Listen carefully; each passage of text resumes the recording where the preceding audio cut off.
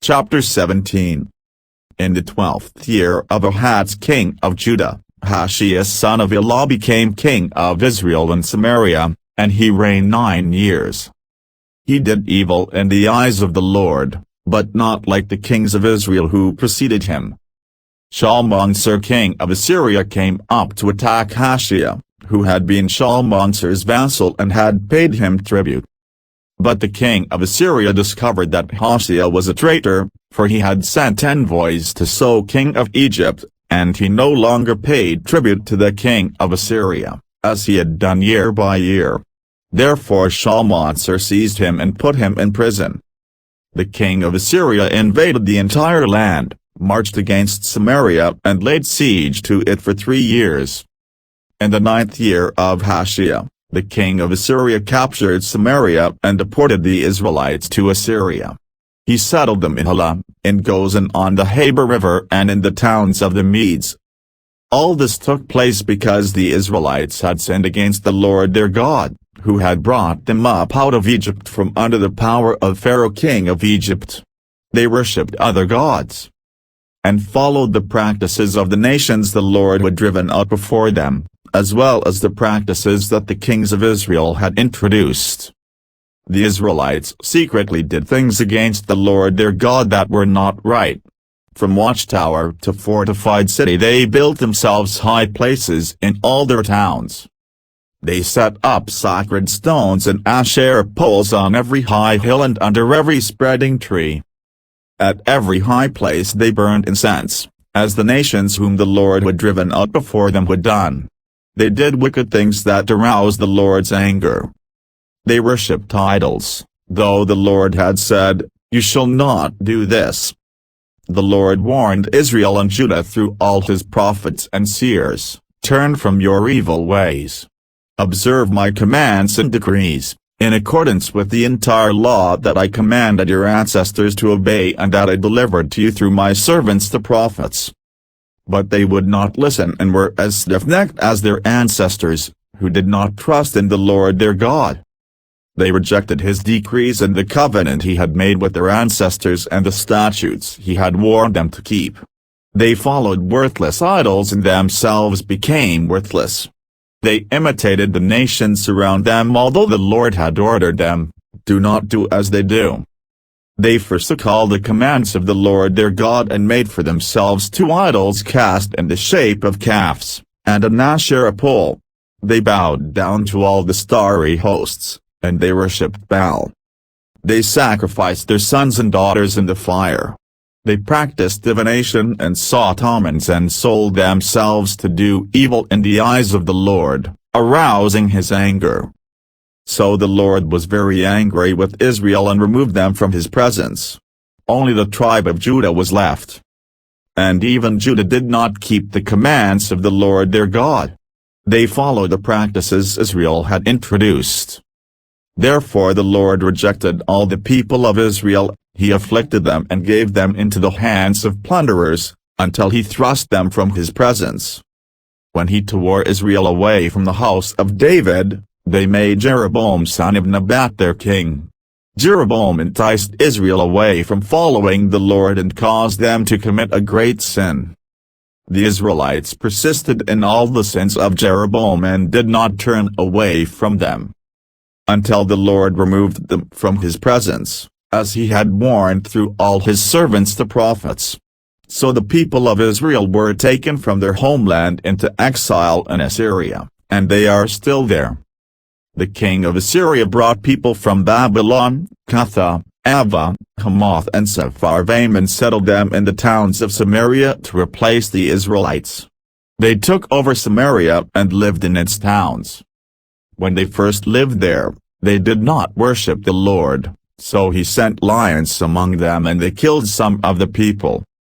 It was reported to the king of Assyria, "The people you deported and resettled in the towns of Samaria do not know what the God of that country requires.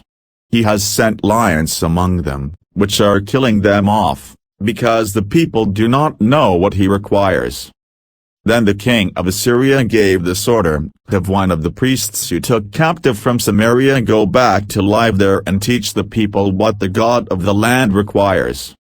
So one of the priests who had been exiled from Samaria came to live in Bethel and taught them how to worship the Lord. Nevertheless, each national group made its own gods in the several towns where they settled, and set them up in the shrines the people of Samaria had made at the high places. The people from Babylon made Succoth-Benoth, those from Cuth made Nergal, and those from Hamath made Dashima. The Avites made Nbaz and Tartak, and the Sepharvites burned their children in the fire as sacrifices to Adramelech and Anamelech, the gods of Sepharvaim. They worshipped the Lord, but they also appointed all sorts of their own people to officiate for them as priests in the shrines at their high places.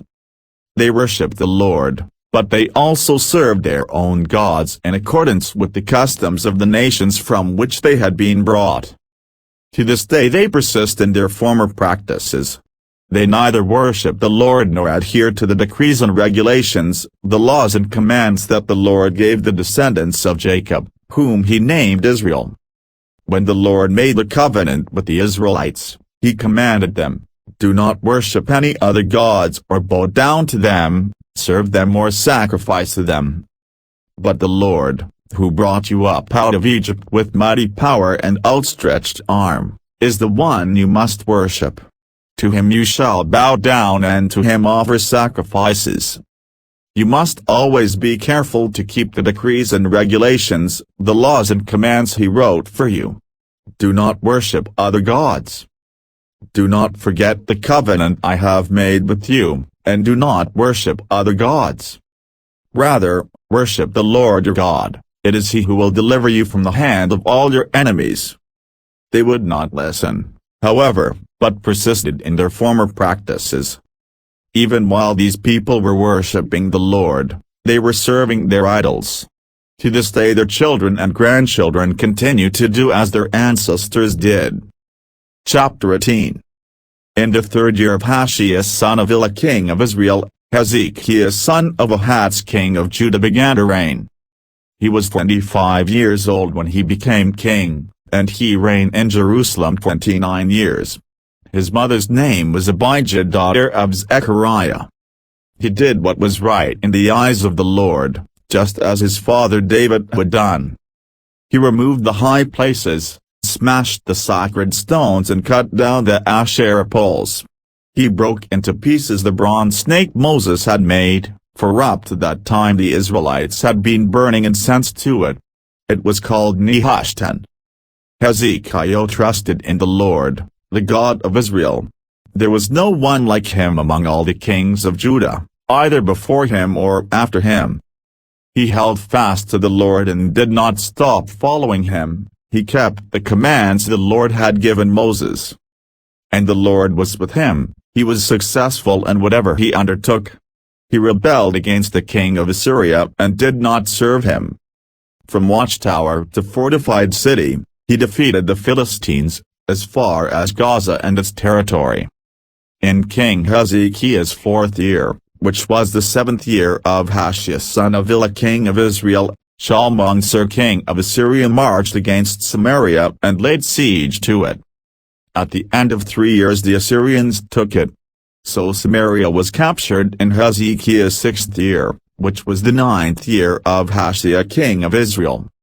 The king of Assyria deported Israel to Assyria and settled them in Halah, in Gozan on the Habor River and in towns of the Medes.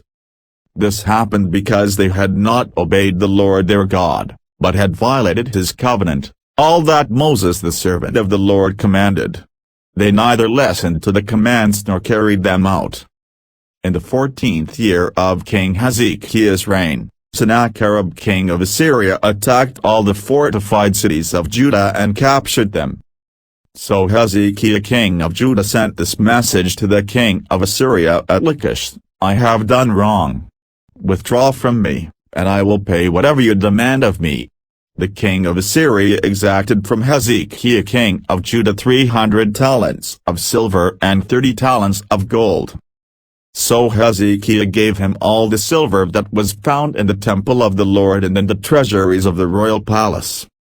At this time Hezekiah king of Judah stripped off the gold with which he had covered the doors and doorposts of the temple of the Lord, and gave it to the king of Assyria.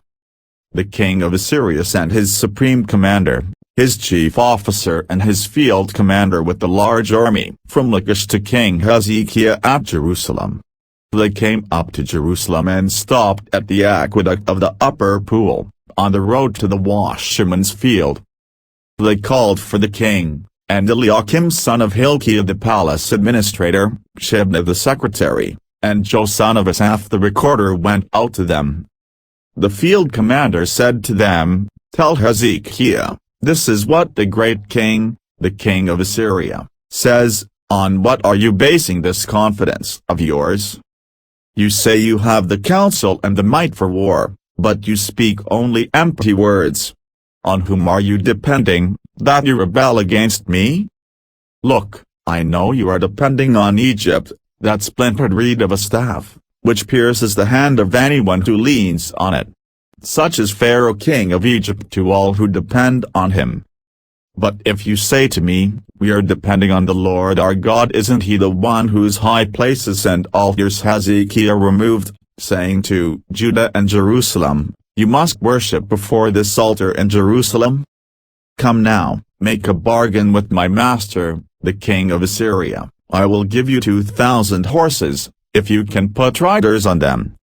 How can you repulse one officer of the least of my master's officials, even though you are depending on Egypt for chariots and horsemen? Furthermore, have I come to attack and destroy this place without word from the Lord? The Lord himself told me to march against this country and destroy it."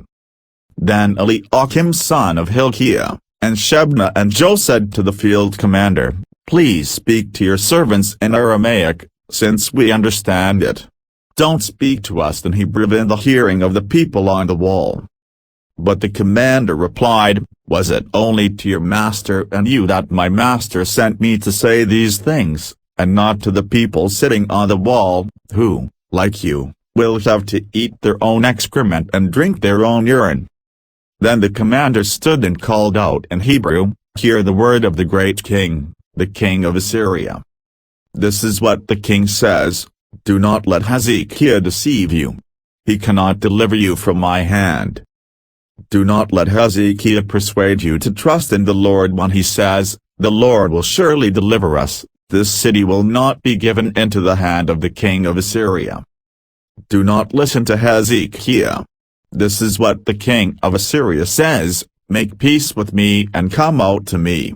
Then each of you will eat fruit from your own vine and fig tree and drink water from your own cistern. Until I come and take you to a land like your own, a land of grain and new wine, a land of bread and vineyards, a land of olive trees and honey. Choose life and not death. Do not listen to Hezekiah, for he is misleading you when he says, the Lord will deliver us. Has the God of any nation ever delivered his land from the hand of the king of Assyria? Where are the gods of Hamath and Arpad? Where are the gods of Sepharvaim, Hil and Vav? Have they rescued Samaria from my hand? Who of all the gods of these countries has been able to save his land from me? How then can the Lord deliver Jerusalem from my hand? But the people remained silent and said nothing in reply, because the king had commanded, do not answer him. Then Eliakim son of Hilkiah the palace administrator, Shebna the secretary, and Joe son of Asaph the recorder went to Hezekiah, with their clothes torn, and told him what the field commander had said.